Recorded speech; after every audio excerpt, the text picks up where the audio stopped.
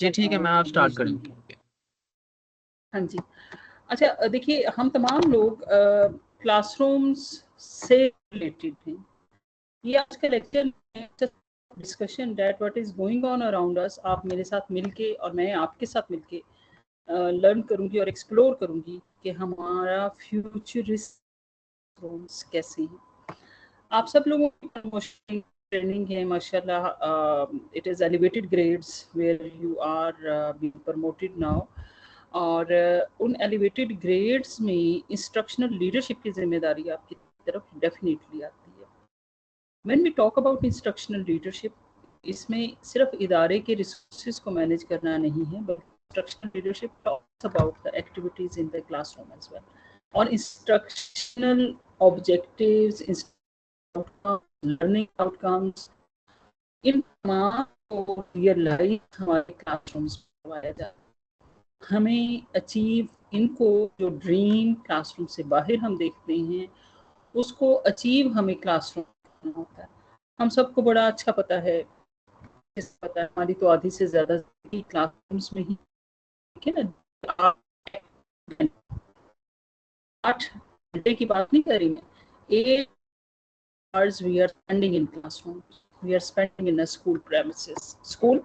School का मतलब यहाँ पे वो हरगिज नहीं है कि school means higher secondary school. School educational training and teaching take place, where academic transactions takes place. Virtual schools भी हैं अब आजकल। Technology benefited society with the technology, और टेक्नोलॉजी वर्चुअल क्लासरूम्स का जो ड्रीम है उसको रियलिटी में कन्वर्ट करते हैं। और क्लासरूम अगर आप देखें तो मैंने पहले कहा कि एनी फिजिकल और वर्चुअल प्लेस जिसमें हम इंडिविजुअल्स पर फोकस करते हैं। आप सारे लोग माशाल्लाह एक्सपीरियंस्ड हैं, इन्हीं कामों में हमारी जिंदगी गुजरी है। That we always try develop an individual who sitting in classroom. अब वो उसका क्या डेवलप करना है, होलिस्टिक डेवलपमेंट। और when we talk about holistic development, we are meant to say global economy के जो डोमेन जिसको हम कैप कहते हैं, we are meant to individual domain, affective domain, psychomotor domain. और फिर जब आप को डेवलप कर रहे होते हैं तो एक्टिविटी का असर हमारे सफियर पर भी है। Political, economical, social, legal, technology, innovative fields में, inventions में, research में हमें ये वाज़ेह नजर आता है। The way the quality, the classrooms are addressing the quality education. The classrooms are addressing the development of an individual who is more, who is the most on survival of the best के rules पर हम उसको manage करते हैं। तो उस individual को जब आप भेजते हैं out of the sphere of the school, तो वो अपना एक बहुत पॉजिटिव और इम्पैक्टफुल रोल प्ले करता है इन द सोसाइटी। क्लासरूम में बेसिकली अगेन विजन क्या है आपका, मिशन क्या है आपका, आपके प्रोग्राम आउटकम्स क्या हैं, आपके लर्निंग आउटकम्स क्या हैं, आपके असेसमेंट के ऑब्जेक्टिव्स क्या हैं। इनको क्लासरूम में 3 फैक्टर्स मेजर हैं जो कि इंटरैक्ट करते हुए रियलाइज करवाते हैं। अब वो कौन से फैक्टर्स हैं? उनमें टीचर है, लर्नर है और करिकुलम है। टीचर को अगर आप देखें तो टीचर एक अपनी फिलॉसफी के साथ क्लासरूम में आता है पढ़ाने के लिए, और उसका जो फलसफा है वो देखें, कहते हैं टीचर का फलसफा हयात जो है वो उसके काम को मुतासर करता है। जॉब परफॉर्मेंस के साथ बहुत गहरा ताल्लुक है इसका, कि आप किस अप्रोच के साथ you are approaching the class, और आपकी वो अप्रोच क्लासरूम में बैठे हुए उन 50 बच्चों को मुतासर करती है। Teacher is one of the major factor in developing an individual. इस टीचर लिखा हुआ है तो सिर्फ उसका बायोकेमिस्ट्री स्ट्रक्चर आपके सामने होना, उसकी अपीयरेंस का होना ही नहीं, बल्कि उसका उठना बैठना, बोलना, बात करना। जब से हमने इन आदाब को समझना छोड़ दिया, हमारे क्लासरूम्स हमारे लिए चैलेंजिंग हो गए हैं। हमें इंडिविजुअल्स की डेवलपमेंट में, ग्रोथ में वाज़ेह डिक्लाइन नज़र आ रहा है, क्योंकि हमारे क्लासरूम में जो टीचर है उसकी फ़िलॉसफ़ी कहीं अलाइनमेंट कहीं ख़राब हुई है क्लासरूम ऑब्जेक्टिव्स के साथ, स्कूल विजन के साथ, एजुकेशनल ऑब्जेक्टिव्स के साथ। अगर अलाइनमेंट रहेगी तो स्मूथली कंडक्ट होगा करिकुलम का विद इन द क्लासरूम, और अल्टीमेटली उसका जो इम्पैक्ट है वो क्वालिटी लर्निंग और एक इम्पैक्टफुल लर्नर की सूरत में हमें नज़र आएगा। Then there is a learner, of course. If learner is there to learn. He or she is with a curious mind. और हमारे classrooms unfortunately creativity और curiosity को दफन कर रहे हैं. They are becoming the क्या कहा जाए, शायद न्यूटन ने भी कभी किसी ज़माने में ये कहा था, मुझे अब एग्जैक्ट नाम याद नहीं, वेदर दिस वाज न्यूटन और समवन एल्स, कि beyond classrooms there is a creativity that exists. उसकी रीज़न यही है that when we talk about creativity, तो क्रिएटिविटी के लिए आपको अपॉर्चुनिटीज़ देनी होती हैं। क्लासरूम में बहुत स्ट्रक्चर्ड इन्वायरमेंट का होना बाज़ औक़ात ख़त्म कर देता है, लेकिन उस स्ट्रक्चर्ड क्लासरूम के अंदर रहते हुए क्रिएटिविटी अपनी लर्निंग के साथ, अपनी स्किल्स के साथ, कॉन्फिडेंस के साथ अवेलेबल होता है,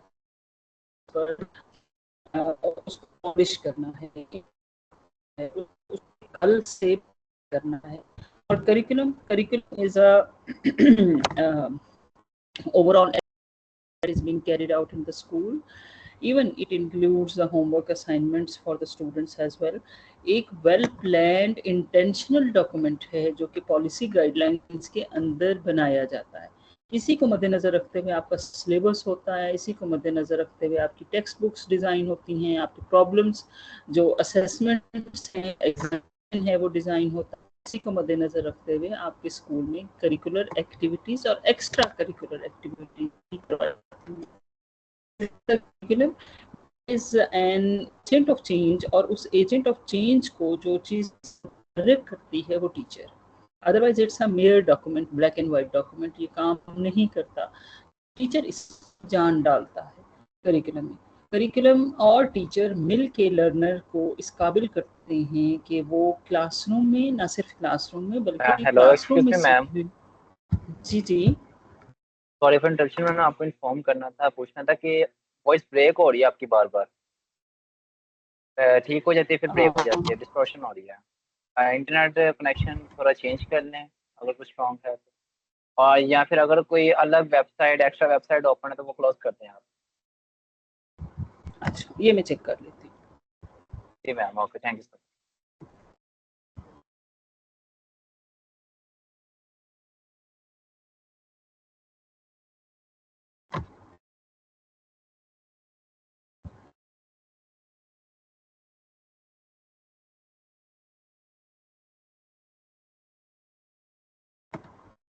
आई होप सो डिस्टॉर्शन नहीं है। आपकी मैम स्क्रीन पे शो नहीं हो रही।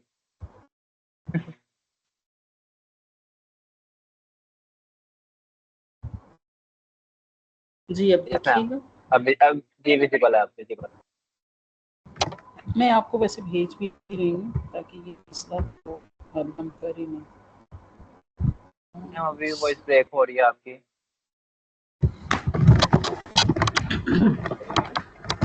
जी अब ठीक है? जी अब बेहतर है मैम। ओके, आपके साइड पर तो नहीं है इशू? मेरा ख्याल है कुछ लोगों को मैं विजिबल भी हूँ, कुछ लोगों को ऑडिबल भी हूँ। जी मैम, वैसे इधर से नहीं इशू होता, इधर हमारी तरफ से नहीं इशू होता। हम टीचर्स की तरफ से जब इशू हो तो फिर ज़्यादा इशू है तो मैं इन्फॉर्म कर देता हूँ। ओके, अच्छा जी, ये देखिए ना, कुछ लोगों के लिए क्लियर भी है वॉइस। बहरहाल मैंने पोजीशन चेंज की है, आई एम होपिंग सो अब नहीं होगा मसला। होता है तो आप जी अब क्लियर है, वॉइस भी क्लियर है और स्क्रीन भी विजिबल है मैम। ठीक है। तो हम मौके का फ़ायदा उठाएं और जल्दी से इसको एंड की तरफ लेकर चलते बनते हैं जी। अच्छा जी, क्लासरूम एनवायरनमेंट, अब जहाँ पे टीचर की बात होगी, टीचर और स्टूडेंट की और इंटरेक्शन की और करिकुलम की, तो क्लासरूम एनवायरनमेंट जो है उसमें बहुत सारे फैक्टर्स हैं जो अपना रोल प्ले करते हैं। उसमें फिजिकल फैक्टर्स हैं, सोशल फैक्टर्स हैं, साइकोलॉजिकल फैक्टर्स हैं, इंस्ट्रक्शनल फैक्टर्स हैं, मैनेजेरियल फैक्टर्स हैं और टेक्नोलॉजिकल फैक्टर्स हैं। जहाँ भी ह्यूमन बीइंग्स इन्वॉल्व होते हैं वहाँ पे सोशल, इमोशनल, साइकोलॉजिकल फैक्टर्स जो हैं, this made the major part, and this is what the climate is. I'm at the moment I'm not talking about climate, I'm talking about the classroom environment. The classroom environment is basically a conducive environment को create करने में teacher का बहुत ज़्यादा role है। और ये role अगर आप देखें तो फ्यूचरिस्टिक क्लासरूम्स के हवाले से हमारे पास आने वाले डिकेड और 2 डिकेड्स के बाद हम भी अपने यहाँ पर रोबोट्स का देखेंगे, क्योंकि we are also under the influence of globalisation. तो फिजिकल फैक्टर्स में आपकी क्लासरूम का फर्नीचर एंड फिक्सचर्स हैं, क्लासरूम कैसा दिखता है, उनकी अरेंजमेंट है, उनका एक लॉजिकल सीक्वेंस है। आपने पढ़ा होगा तो U shaped classrooms, C shaped classrooms, even building के हवाले से भी होता है कि इको ना हो साउंड की, so that teaching learning process can be conducted smoothly. Social factors हैं, how much there is an interaction in the classroom that can be seen during studies or during the class, during the coverage of the curriculum. तो वो interaction among the students and interaction with the teacher, plus how much students are engaged in the learning process. Collaboration कितनी ज़्यादा है, group work में आप teacher being teacher उनको कितना involve करते हैं। देन साइकोलॉजिकल फैक्टर्स हैं, how much stress is there, anxiety, patience कितना है, टॉलरेंस क्या है स्टूडेंट का। देन टॉलरेंस देखिए, एक दूसरे की कंपटीशन में when you are participating, this is a psychological factor, plus how much happy your learners are and how much happy a teacher is as well. Being an instructor, how much happy you are, this is a psychological factor that determines the satisfaction of the employee within his or her job. और यहाँ पे job instructional design करना है, यहाँ पे job classroom design करना है कि आपका क्लासरूम की एनवायरनमेंट कैसी होगी। तो जितना हैप्पी वर्कर होगा teacher as a happy worker, उतना उसका पैशनेट होगा वो, उतना उसके लिए जॉब इम्पॉर्टेंस होगी और उतनी उसकी परफॉर्मेंस बेहतर नज़र आएगी। देन इंस्ट्रक्शनल फैक्टर्स हैं, तो ultimately psychological factors are there, instructional factors, how the teacher is communicating, how much expert he or she is in interpersonal as well as intrapersonal skills उसकी क्या हैं। अभी इंस्ट्रक्शनल फैक्टर्स को आप देखें तो इंस्ट्रक्शनल फैक्टर्स में हमारी मीडिया लिटरेसी, डिजिटल लिटरेसी, हमारा इंफॉर्मेशन प्रोसेसिंग जो है हमारी, वो भी इन्फ्लुएंस करना शुरू हो गई है in a teaching community. Managerial factors, classroom में डिसिप्लिन कैसा है, आप क्लासरूम को कैसे मैनेज कर रहे हैं, क्लासरूम के रिसोर्सेज का अलाइनमेंट कैसा है आपस में, this is also a managerial factor. Then technological factor, how much classroom is provided with the technology और integrated technology classrooms हैं आपके, या smart classroom है आपका जो कि high advanced technology के साथ available है। और HEC universities में तो वो smart classrooms हैं, and I'm hoping so they will be coming to the colleges as well, कि वहाँ पे ज़ाहिर है अगर BS प्रोग्राम चल रहा है, ADS चल रहा है और हमने अपनी डिग्रीज़ को यूनिफॉर्मिटी का एक एलिमेंट देना है, तो वहाँ पे सहूलियात भी हमें वैसे ही करनी पड़ेंगी। सेमेस्टर सिस्टम भी लागू होगा और सेमेस्टर सिस्टम के बाकी तमाम जो लवाजमात हम कहने हो भी हमारे कॉलेजेस का हिस्सा होंगे, जो हमें आज से पहले नज़र नहीं आते। तो classroom environment is ever changing and it is updating one as well. With the passage of time जो चेंजेस आ रही हैं उनको इनकॉर्पोरेट करना in the classrooms is the alignment with the society. Then there comes paradigms. अब paradigm का मतलब बजाते खुद जो मतलब एक है, वैसे तो अगर आप देखें तो we have seen being human beings, आप ऑब्जर्व करें तो अभी तक हमारी कुछ 4 से 5 पैराडाइम शिफ्ट्स हैं जिनको ह्यूमन डेवलपमेंट ऑब्जर्व कर चुके हैं। मसलन सबसे पहला है आपका ब्लैक एज या स्टोन एज से पहले, उसके बारे में हमें कोई शवाहिद नहीं मिलते। There is a dark age कहते हैं उसको, ब्लैक एज कहते हैं, that is a paradigm. Then there comes a stone age जिसमें पत्थरों से आग जलाना, लिबास, दरख्त के पत्तों का, छालों का पहनना, नेचर में रहना, नेचुरल फूड्स, रॉ फूड्स को लेना, लाइक दिस। स्टोन एज के बाद जो स्टडी किया गया हिस्ट्री और ज़ाहिर है ह्यूमन डेवलपमेंट के जो सब्जेक्ट्स हैं वो उनके स्टडी ऑब्जेक्टिव्स ये हैं। They studied that there is a paradigm shift that is known as in agriculture. Agriculture में बार्टर सिस्टम था। एग्रीकल्चर में इंसान ने तहजीब याफ्ता होना शुरू कर दिया। स्टोन एज की अपनी तहजीब थी लेकिन हम उसको तो तहजीब शायद नहीं समझते। ये एग्रीकल्चर एरा में हमारे पास जो तहजीबें हैं उनमें यूनान, मिस्र और दरियाओं के किनारों की आबादी। अब आप देखें उस वक्त जो गोल्ड की तलाश थी और हर एलिमेंट को गोल्ड में कन्वर्ट करने का एक कॉन्सेप्ट था, that was there. It means education का फॉर्मल स्टार्ट हो चुका था। इसको एजुकेशन के साथ साथ मैं रिलेट करूँगी। लेकिन अरिस्टोटल की अगर हम बात करें, प्लेटो की बात करें, अलेक्जेंडर की बात करें, तो ये इतने बड़े बड़े नाम हैं who laid the foundation of European education. ये यूरोपियन स्कूल ऑफ थॉट है अगर हम इसको स्टडी करते हैं। जो दूसरे हैं उसमें हमें कुछ चंद नाम मिलते हैं, जैसे अरेबियंस हैं। बहुत सारे अरेबियंस जो हैं they played a great role in scientific investigations as well as in scientific inventions. और then there is a paradigm shift that is known as industrial revolution. Industrial revolution में जो आपके schools हैं, colleges हैं, they are becoming the part of an industry और education को as an industry consider किया जाने लगा। एक चीज़ याद रखिए, इससे पहले एजुकेशन जो है it is a public domain और स्टेट का काम है कि वो लोगों को एजुकेशनल अपॉर्चुनिटीज़ दे। जैसे इंडस्ट्री के हवाले से बात हुई तो ज़ाहिर प्रॉफिट ओरिएंटेड ऑर्गेनाइजेशंस जो हैं वो इंट्रोड्यूस होने लगी हैं और उसमें एजुकेशन एज एन इंडस्ट्री में प्राइवेट सेक्टर और जो स्कूल्स हैं, कॉलेजेस हैं, यूनिवर्सिटीज़ हैं वो ओपन हुई। Harvard is a private sector और बहुत बड़ा नाम है उसका, किसी और यूनिवर्सिटी को वो आगे नहीं आने देती। वो यूनिवर्सिटी जिस तरह से काम करती है और जो उनका alumni network it is strong enough. So industrial revolution में अब इसमें दो स्कूल ऑफ थॉट है। एक स्कूल ऑफ थॉट जो कि ये कहता है कि it is a service for the people.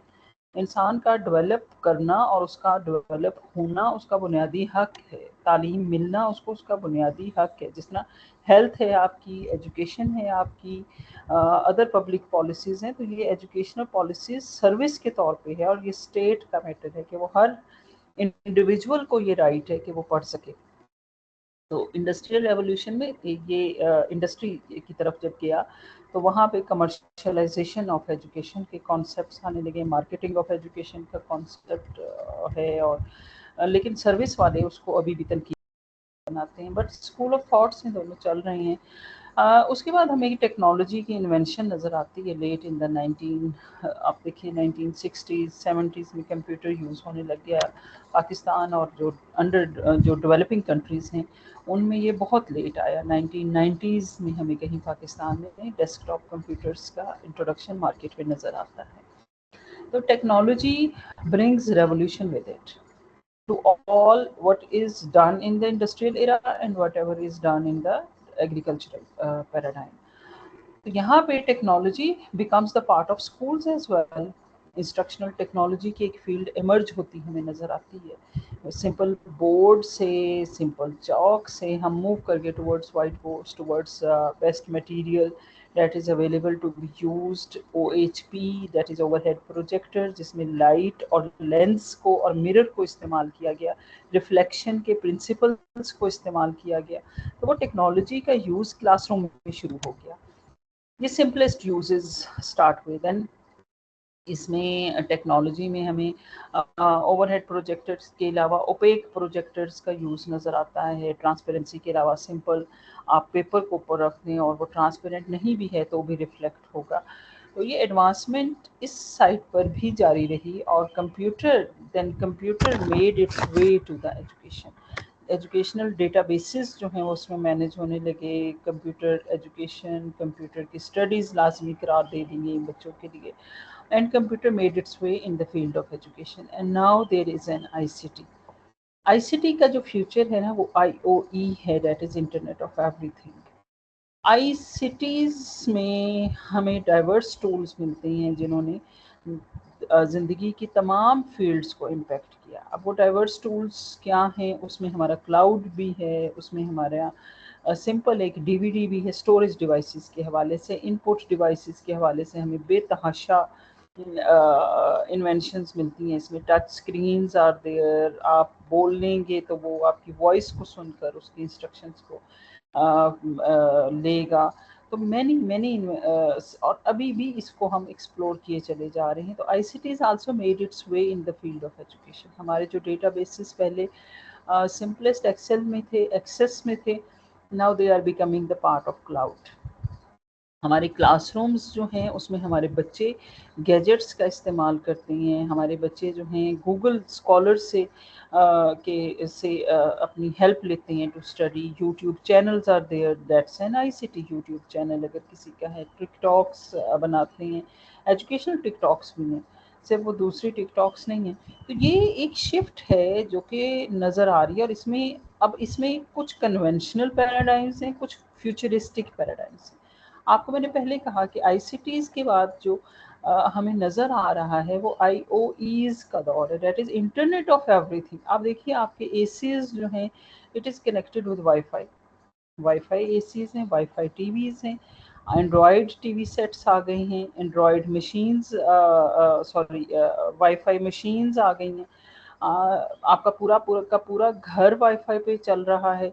तो आईओ, इंटरनेट ऑफ एवरीथिंग, ये फ्यूचरिस्टिक पैराडाइम है। अब आईओई क्लासरूम में कैसे आएगा उसका अभी विजुअलाइज किया जा सकता है। That there may be books. आप देखिए बुक्स के साथ डीवीडीज, जब मैंने एमबीए किया बैक इन 2000, तो किताब के साथ एक डीवीडी मिलती थी उस किताब की, और उसको आप अपने कंप्यूटर में लगा के और पढ़ सकते थे, देख सकते थे, सुन सकते थे। ये फ्यूचरिस्टिक कन्वेंशनल पैराडाइम से हमें मूव होती हुई चीज़ें फ्यूचरिस्टिक पैराडाइम्स की तरफ नज़र आती हैं। और अगर आप देखें तो हम भी क्लासरूम्स से इतना गहरा ताल्लुक है, बचपन से लेके अब तक के क्लासरूम्स को देखिए थे, how many changes are there with respect to the teacher, teaching environment, learner, learning environment, curriculum development, planning and curriculum delivery in classrooms. अच्छा, इसमें कन्वेंशनल पैराडाइम्स में कुछ की पैराडाइम्स का जिक्र है, जैसे बिहेवियरिज्म है, focuses on observable behaviour of the individuals कि in classroom because of your instructions if a student is changing his or her behaviour, observable behaviour. और एक्सटर्नल स्टिमुलाई है इसमें, all behaviours that are learn through interaction with the environment. अब देखिए classroom environment में teacher और instructional environment बजाते खुद एक पार्ट है क्लासरूम का, and can be change through reinforcement और punishment. These are the agencies. Reward यहाँ नहीं लिखा हुआ, reward is the part of this as well. So behaviorism school of thought basically focuses on behaviorist theories, और behaviorist theories जो हैं ये behaviorist therapies को फोकस करती हैं and its uses in class. Cognitivism बहुत अरसा हमारे क्लासरूम्स का हिस्सा रहा, और इस पैराडाइम में या इनके जो स्कूल ऑफ थॉट्स हैं उसमें it centres on the mental processes. अच्छा, बिहेवियरिज्म को अगर आप देखें, शायद आप लोगों में से कुछ लोग जानते होंगे, पावलोव का नाम आपने सुना होगा, स्किनर का नाम सुना होगा। साइकोलॉजी, क्लासरूम की जो साइकोलॉजी है उससे रेलेवेंट, ट्रेनिंग से रेलेवेंट जो बातें हैं वो बिहेवियरिस्ट स्कूल ऑफ थॉट में हमें नज़र आती हैं। कॉग्निटिविज्म में हम मेंटल प्रोसेसेस का जिक्र करते हैं कि there are schemas in the brain, और आप जिस स्कीमा को डेवलप करना चाहते हैं वो डेवलप आप कर सकते हैं। कॉग्निटिव बिहेवियरल थेरेपीज़ हैं, कॉग्निटिव थेरेपीज़ हमें इसमें नज़र आती हैं, और इसमें बीने, अल्फ्रेड बीने का नाम है, इसमें पियाजे का नाम है, और many other cognitive philosophers, educationist जो हैं, they made this school of thought.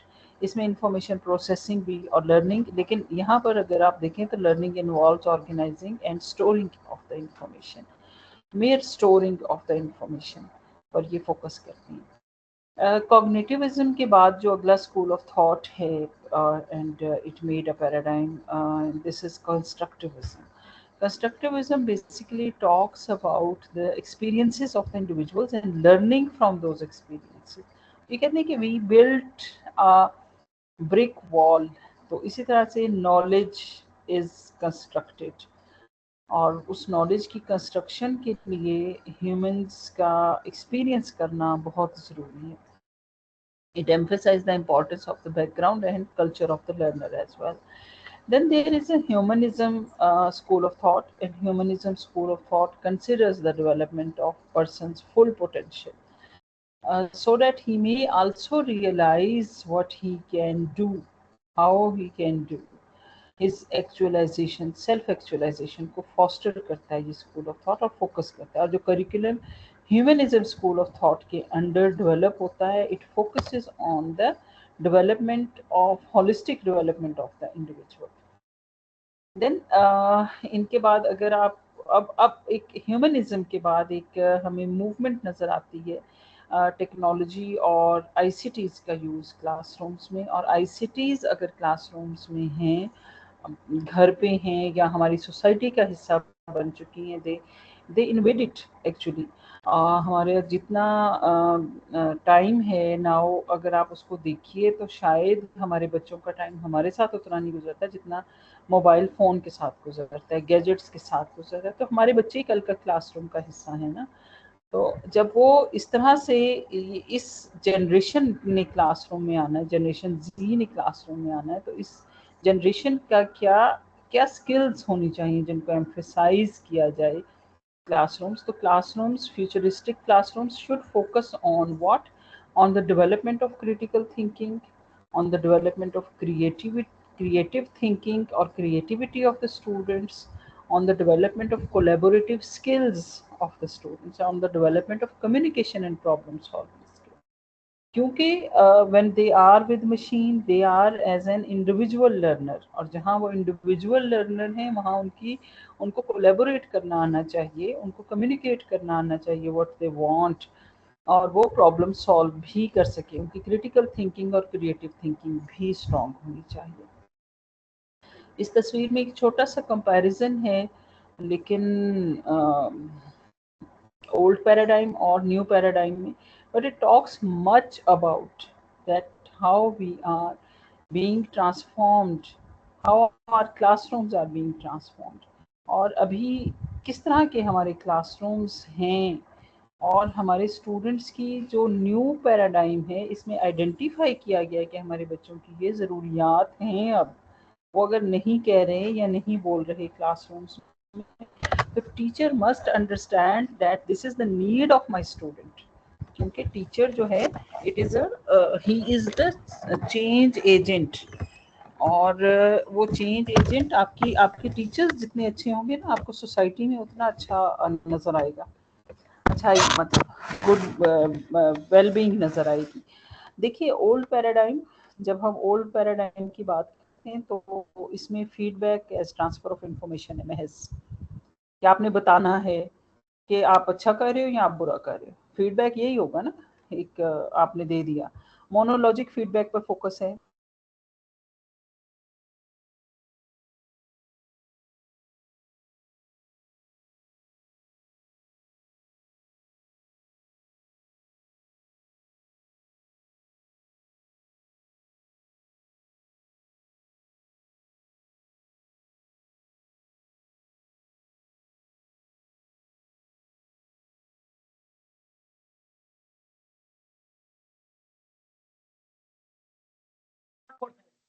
Hello ma'am, आपकी आवाज़ नहीं आ रही. मैम का माइक म्यूट है.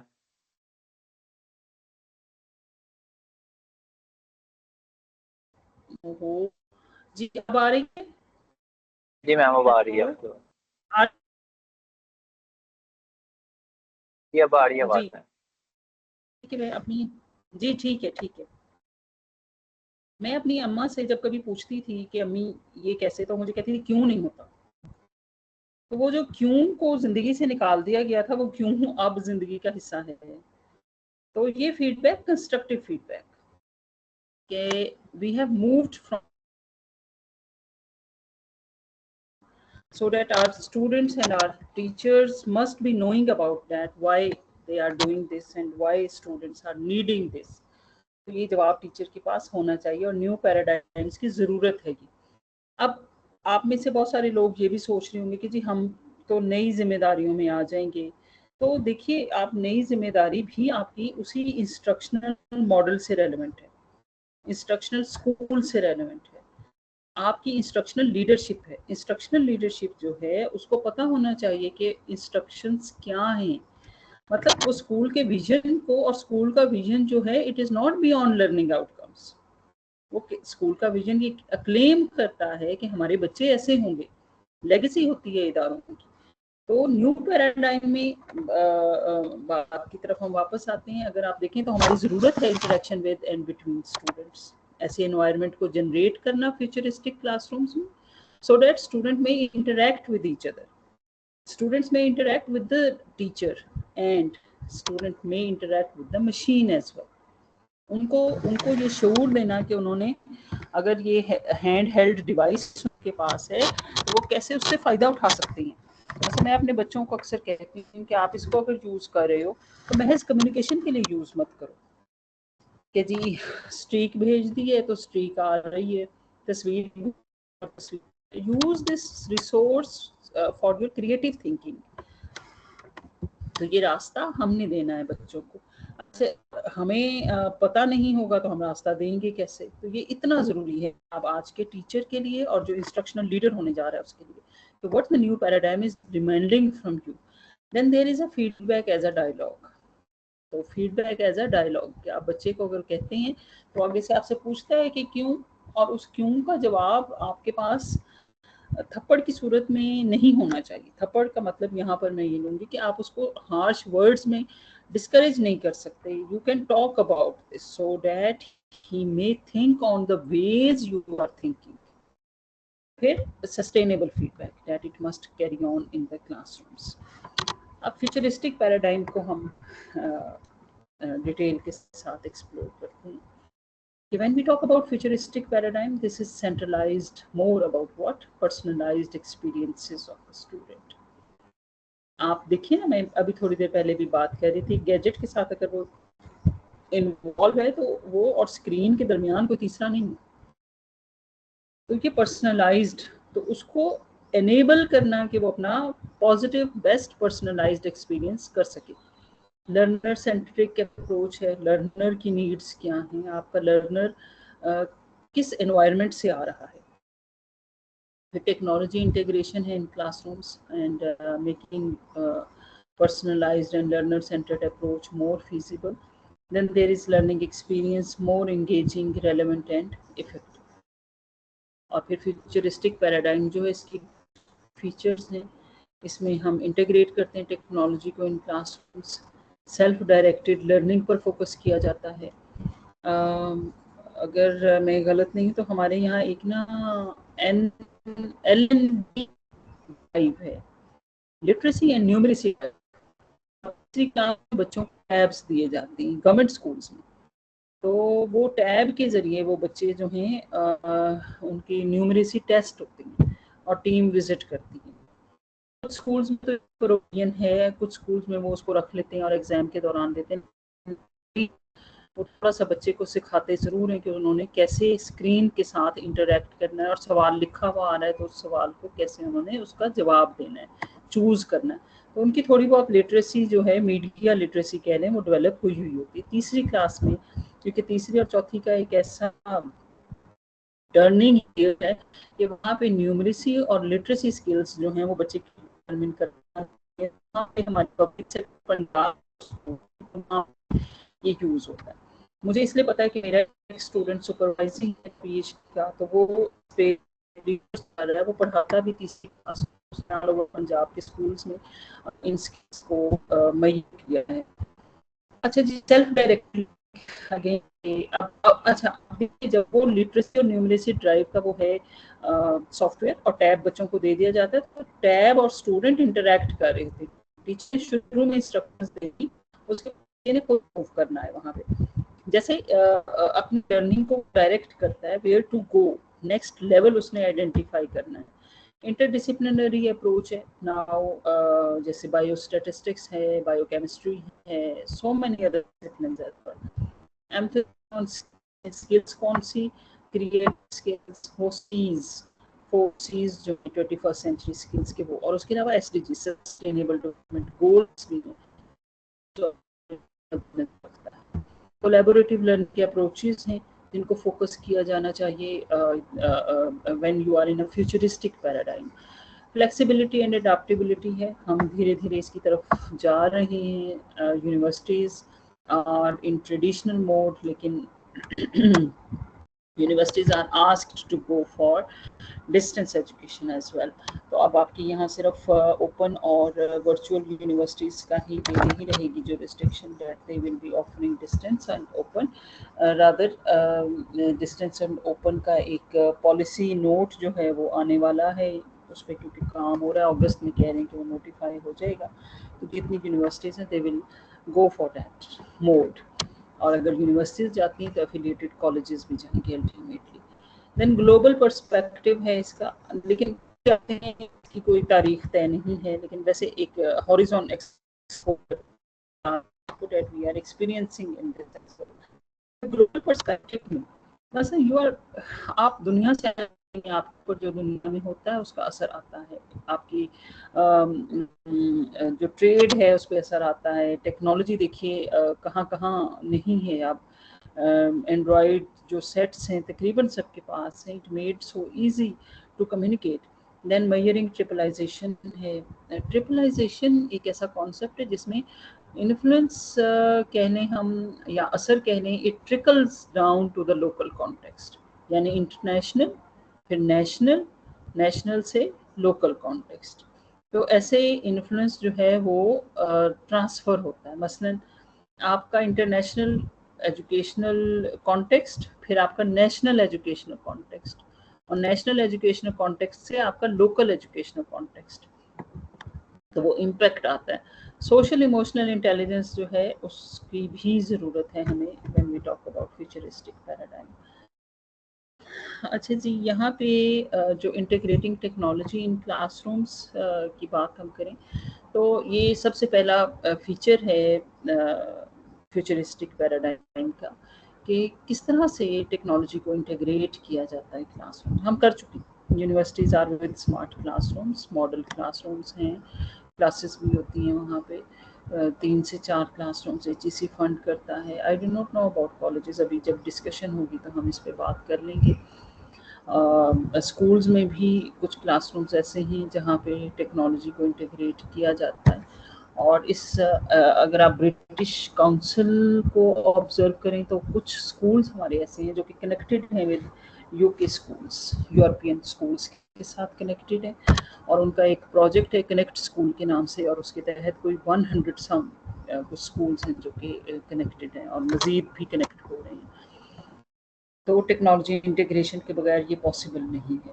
Technology integration goals school colleges के होने चाहिए कि क्या गोल्स हैं आपके, why you want to integrate technology in your institute.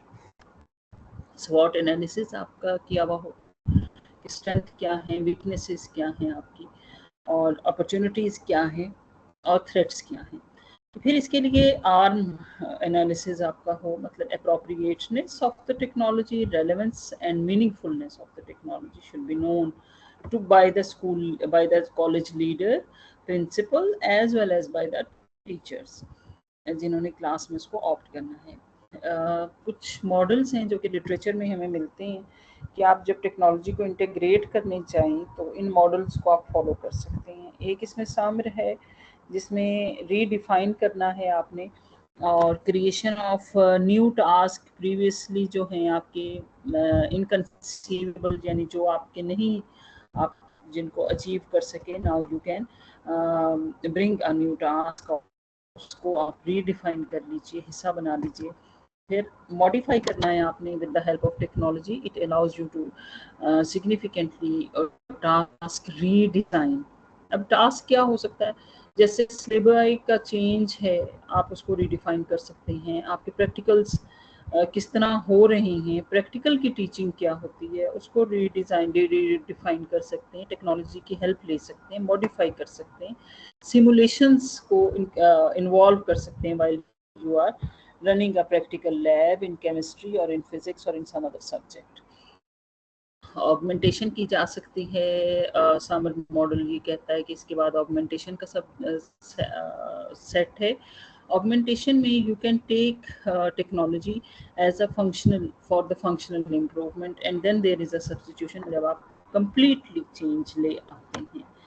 तो एक तो इस मॉडल के स्टेप्स हैं। दूसरा बहुत ज़्यादा यूज़ होने वाला मॉडल जो है वो टीपैक मॉडल है, जिसमें कहते हैं आपको अपना कॉन्टेक्स्ट पता होना चाहिए, फिर आप असेस करें अपना टेक्नोलॉजिकल कंटेंट नॉलेज को, देन आपको अंदाज़ा हो कि what is pedagogical content knowledge of yours और टीचर्स के हवाले से, और फिर उसके बाद टेक्नोलॉजिकल पेडागोजिकल नॉलेज जो है इसका भी एक आपके पास असेसमेंट होना चाहिए, so that you may integrate technology in your classrooms. Bloom's taxonomy है, इसको टेक्नोलॉजी इंटीग्रेशन मैट्रिक्स कहते हैं कि when you are integrating technology, तो टेक्नोलॉजी आपके इनमें से किन एरियाज़ को एड्रेस करेगी। रिमेंबरिंग को करेगी, क्या सिर्फ रिमेंबरिंग की के लिए टेक्नोलॉजी को आप इंटीग्रेट करेंगे, या आप ऊपर जाते हुए हायर ऑर्डर थिंकिंग स्किल्स के लिए भी टेक्नोलॉजी को इंटीग्रेट करेंगे अपनी क्लासरूम्स में। देन अब फ्यूचरिस्टिक क्लासरूम्स को तो हमने देख लिया। It means that technology is bringing revolution in our classrooms, बहुत हद तक ले आई है, बहुत हद तक आगे ले जाने जा रही है। अच्छा, अब इसमें एक पिछले दिनों भी एक क्वेश्चन हुआ कि जी हमारे पास तो रिसोर्सेज ही नहीं है, हमारे पास तो टेक्नोलॉजी के वो ही नहीं है, लैब्स ही नहीं है, हम तो बाहर बैठ के पढ़ा। ठीक है, टेक्नोलॉजी रिसोर्सेज नहीं है, लेकिन टेक्नोलॉजी जो आदतें डेवलप कर रहा है उनको तो हम देख सकते हैं। मसलन सेल्फ डायरेक्टेड लर्निंग, इस बच्चे को आप पैशनेट तो कर दीजिए सो that he may have a gear of his or her learning, ताकि वो सीखने के लिए तो पाबंद रहे ना। वो अपने आप को ये तो ना समझे कि मैंने सब सीख लिया या मेरे सीखने का शौक ही नहीं है, तो उसको ख़त्म नहीं होना चाहिए। फिर अगर वो क्यूरियस है to know things and to invent things and to for the creativity, help him और हर। और इंटरडिसिप्लिनरी उसको आप अप्रोच के तहत पढ़ा सकते हैं, आप उसको इंटरडिसिप्लिनरी अप्रोच के तहत ट्रेन कर सकते हैं, वेरियस फील्ड्स को इंटीग्रेट कर सकते हैं to give him a holistic model. और ultimately this all is site and learning practice जो है उनको भी बेहतर किया जा सकता है। Then there is emphasis on skills, वही 21st सेंचुरी स्किल्स आपकी क्लासरूम्स को फोकस करना चाहिए। अब यहाँ टेक्नोलॉजी की ज़रूरत नहीं है, technology as a tool use हो रहा है क्लासरूम में। 21st सेंचुरी स्किल्स में आपको एक केस स्टडी करते हुए डिस्कशन के ज़रिए बच्चों की क्रिटिकल थिंकिंग को डेवलप कर सकते हैं, क्रिएटिविटी को एड्रेस कर सकते हैं। आप उनको कोई एक टास्क दे दें और उसके बाद कहीं ग्रुप में ये काम करके लाओ, तो कोलैबोरेशन को एड्रेस कर सकते हैं, उनकी कोलैबोरेटिव एफर्ट्स को देख सकते हैं कि how much a person is collaborative in completing a task. और कम्युनिकेशन के डायलॉग्स करवाइए उनसे क्लास में, इसके लिए भी आपको टेक्नोलॉजी की ज़रूरत नहीं। लेकिन अगर टेक्नोलॉजी एडवांस्ड क्लासरूम्स हैं तो enable yourself to utilize those tools to emphasize on the skill development of your students. Then use of technology, of course, it must be the part of life now for the teacher. और teacher को अपने आप को अगर वो learner रखेगा तो वो एक क्या कहेंगे, अपनी वेलबींग का ख्याल रखेगा। अगर वो अपने आप को लर्नर नहीं ना रख रहा तो वो अपने आप को डेवलप नहीं कर रहा, अपने कल से अपना आज बेहतर नहीं करेगा। और ये सारा उसने खुद करना है, किसी ने उसको कह तो दिया कि आप ये करें आप ये करें, अब करना है उसने। उस गैप को फिनिश करना, उस गैप को मिनिमाइज करना उसका काम है। जो करने और चाहिए में फ़र्क होता है कि होना ये चाहिए, हो ये गया है, अब हो गया है, इट्स ओके, उसको इम्प्रूव कीजिए, इनोवेट कीजिए, आपको इन्वेंट कीजिए, पैशनेट टीचर बनिए, और टीचर पैशनेट लीडर बनिए in the class, because young minds are with you and they are eager to learn. और अगर ईगर टू लर्न नहीं है तो यकीन मानिए कहीं किसी क्लासरूम का कसूर है, कहीं किसी टीचर का कसूर है, क्योंकि उस मेंटल एज में अगर बच्चा सीखने को तैयार नहीं है तो कहीं उसको ऐसा नुकसान उठाना पड़ा है, कॉग्निटिव नुकसान, जो कि टीचर पर बेस करता है। करिकुलम एक किताब है, महज लिखा हुआ है, उसको लाइवली उसमें जान टीचर ने डाल दी, तो कहीं टीचर का, लीडर प्रिंसिपल, और इंस्ट्रक्शनल प्रिंसिपल की जिम्मेदारी होती है कि उसको पता हो कि उसकी क्लासरूम्स में क्या हो रहा है।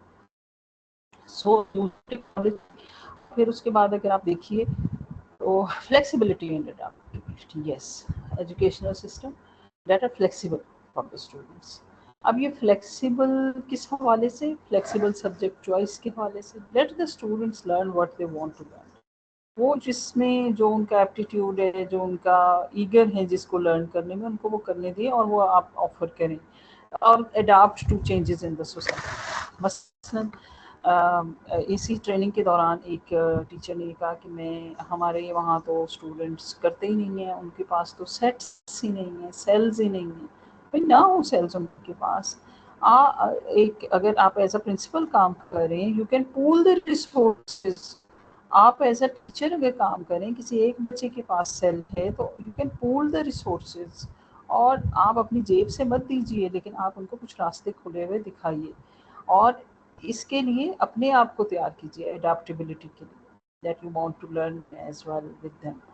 अब बच्चों के साथ मिलकर बंदा बहुत सीखता है। देन कोलैबोरेटिव लर्निंग है, promoting team work in the classroom, collaborative projects दीजिए। देखिए ये क्लासरूम के कोलैबोरेटिव प्रोजेक्ट्स ही हैं जो हमें फेसबुक हम यूज़ कर रहे हैं, this is the project that we are using LinkedIn, this is the project that we are using social media networking sites and many मोर।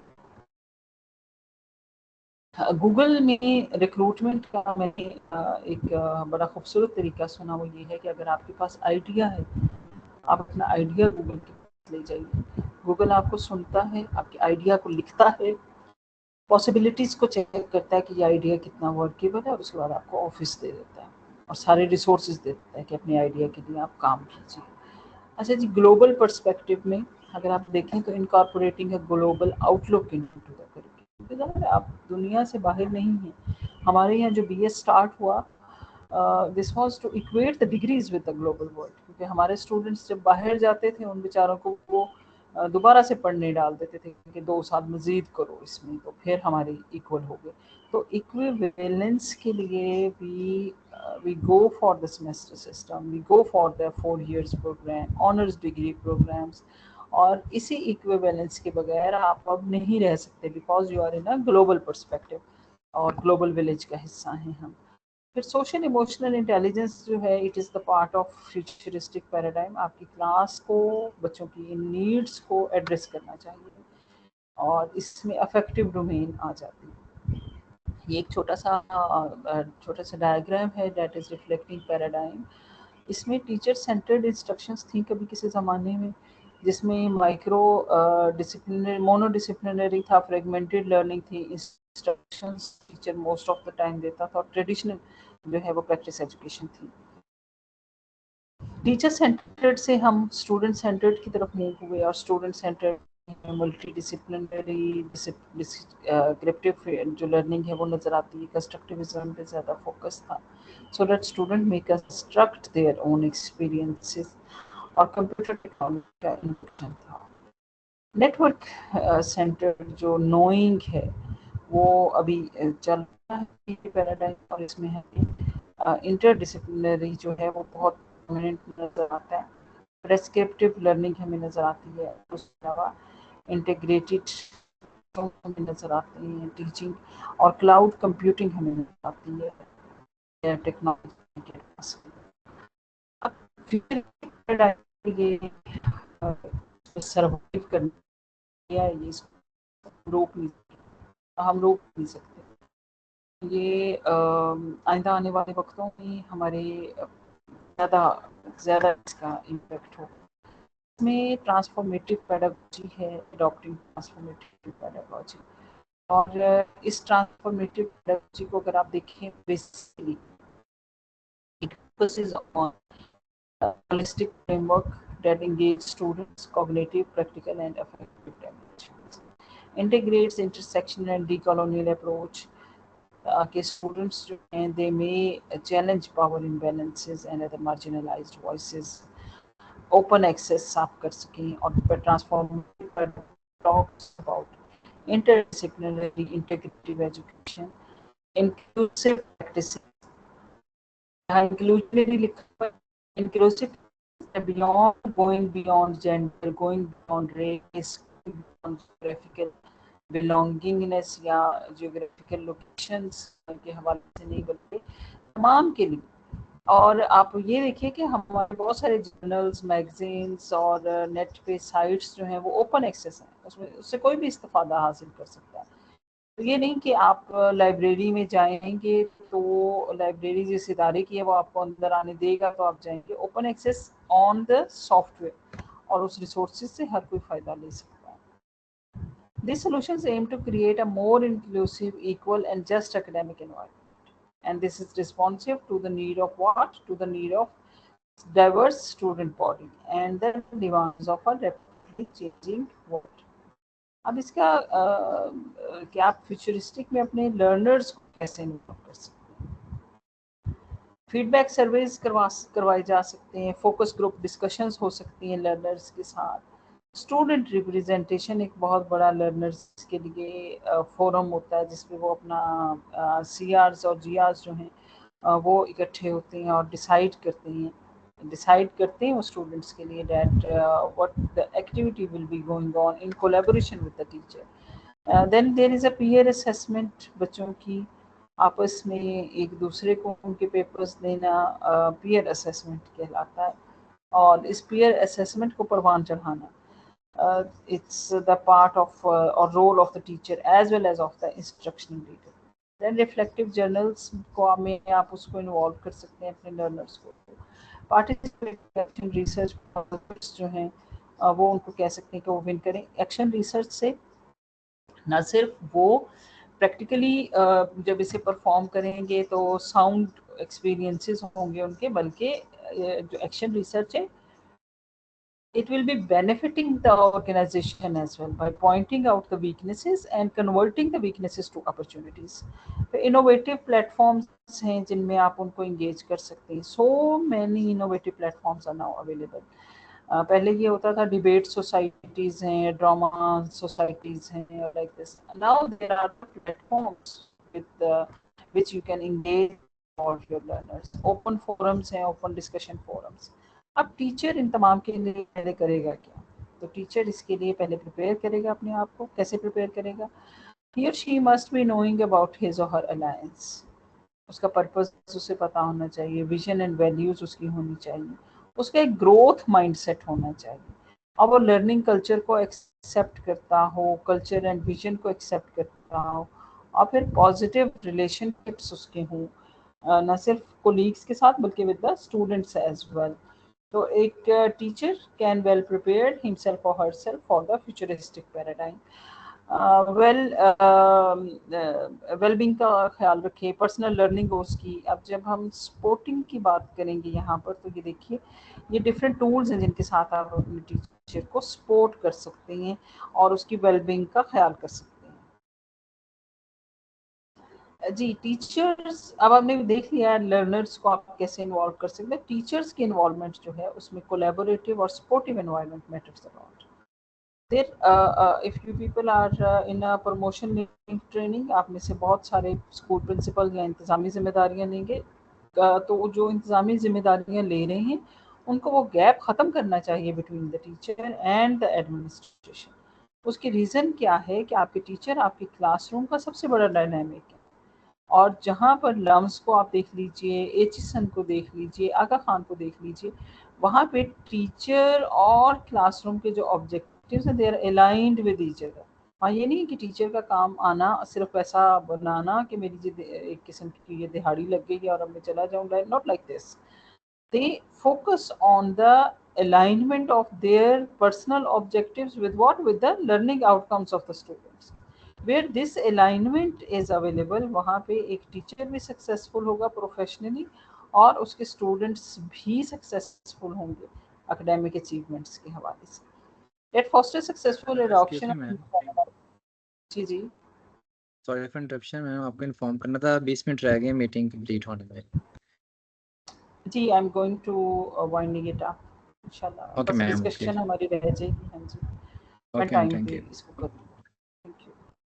अच्छा जी, चैलेंजेस अगर आप देखिए फ्यूचरिस्टिक पैराडाइम के, तो हमें यस पोर इंटरनेट कनेक्शन, हमें फ्यूचरिस्टिक अगर, क्योंकि इंटरनेट ऑफ एवरीथिंग की मैंने बात की थी कि हमें आइंदा वाले वक्तों में इस चीज़ के लिए तैयार रहना चाहिए. तो वहाँ पे जहाँ internet of everything is there, तो वहाँ पुअर इंटरनेट कनेक्शन जो है, it can be a challenge to work smoothly.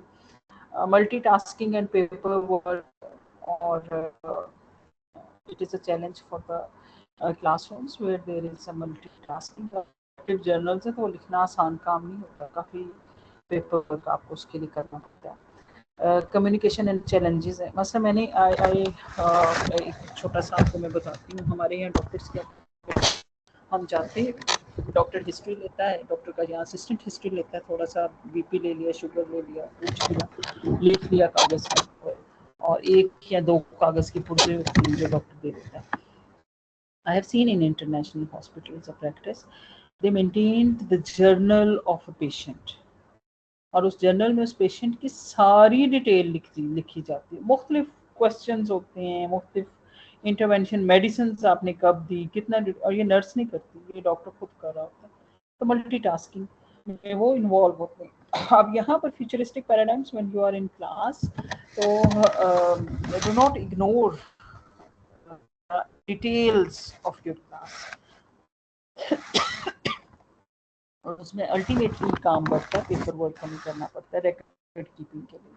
Then communication challenges हैं, स्ट्रेस एंड एंजाइटी है, limitation forces a problem in developing countries specifically.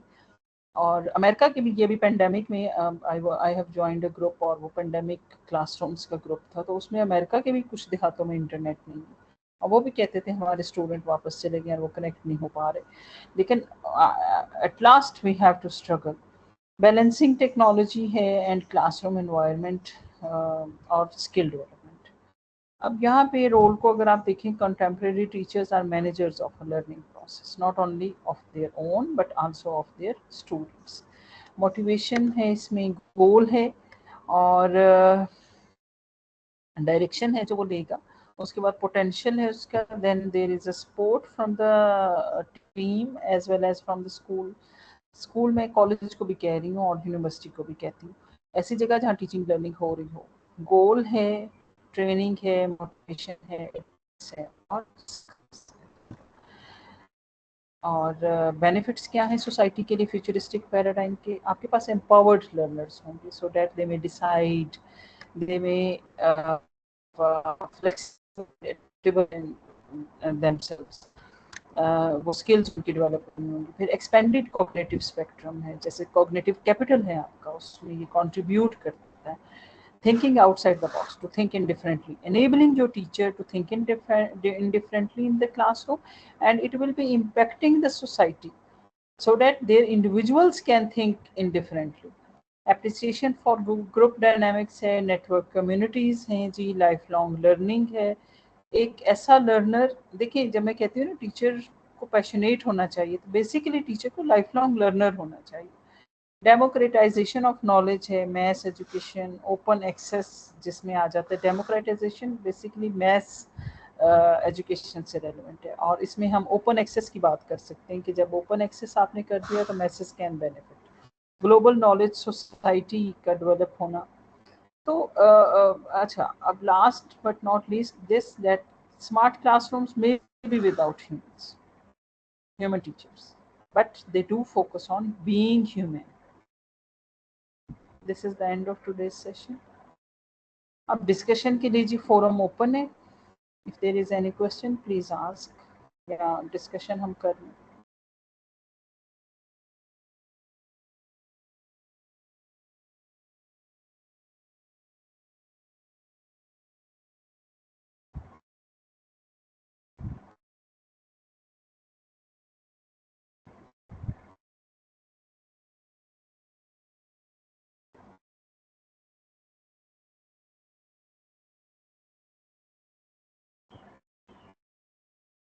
Ji, any question? Yes ma'am, मैंने mic allow कर दिए जिनके hand raise थे, सब वो अपना माइक अनम्यूट करके आपसे क्वेश्चन कर लें। कोई आइडिया या कोई डिस्कशन जो हम एक्सचेंज कर सकते हैं, कोई डायलॉग? जी जी प्लीज, जी प्लीज। सर जमीन, associate professor of physics. Madam 2005 में मैं स्टेट के बिहाफ पे मेलबर्न यूनिवर्सिटी ऑस्ट्रेलिया गई वहाँ के एजुकेशन सिस्टम को स्टडी करने के लिए। उस टाइम पे ये मोबाइल जो थे वो वहाँ पे तो थे, यहाँ पे किसी किसी के पास था 2005 में। तो वहाँ उस वक्त जो है जहाँ जहाँ हम गए उस वक्त उनके पास वहाँ पे स्कूल्स के अंदर स्मार्ट क्लासरूम थे। तो वो चीज जो हमें वो सारी जो ट्रेनिंग उन्होंने दी और जो what was the crux of the visit और जो रिपोर्ट्स वगैरह हमने दी उसमें यही था कि वो उन्होंने कहा कि हमने ये एक्सपेरिमेंट कर लिया है technology integration in the classrooms. तो खास तौर पे 13 साल से नीचे वाले बच्चों के लिए उन्होंने कहा कि हम तो इस वक्त एज ए रेवोल्यूशन जो है हम बच्चों को क्लासरूम से जो टेक्नोलॉजी स्मार्ट क्लासरूम्स है वहां से बाहर लाके नेचर के करीब जा रहे हैं।